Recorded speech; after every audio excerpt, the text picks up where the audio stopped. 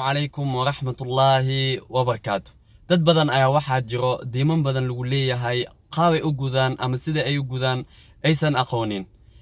maanta waxaan ku hayaa bishaaro nabiga sallallahu alayhi wasallam inoo sheegay ama ina baray kelimadooyin haddaan aqrino rabbi azza wa jalla inoo fududeena ama inaga gudayo diintaas.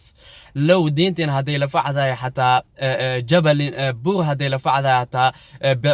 badnaanshaheeda rabbi azza wa jalla inoo noo fududeenayo. ninbaa waxa u yimid cali radiyallahu anhu waqtigu khaliifad ahaa markaas uu sheegtay dhibaatooyin inuu diin lagu leeyahay iyo waxaas markaas wuxuu ku dhahay mukubara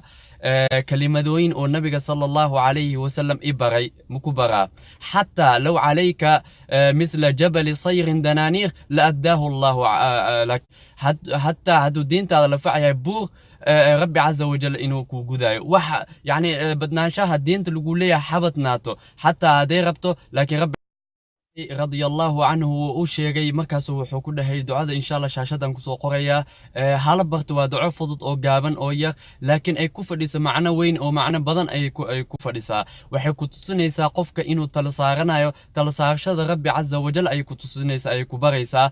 waxay tahay allahumma kfini bihalalika an haramik wa aghnini bifadlika amman siwak shaashada ayaan ku qoraya hal barto dadkan hal sii baro waa duco fudud laakiin macna badan ay ku fadhiso waxay ku tusinaysaa qofka rabbi azza wa jalla inuu isku xirayo rabbi azza wa jalla inuu ku kalsoon yahay tawakkal saaranayo ay ku tusinaysaa qofkana waa taas qofka mu'minka calaamadaha lagu yaqaano taas weeyaan rabbi azza wa jalla mar walba inuu isku xiro dhibaato haday qabsato wax haduu ku dhaco inuu rabbi azza wa jalla mar walba u cararo rabbi azza wa jalla isku xiro ayaa loo baahan yahay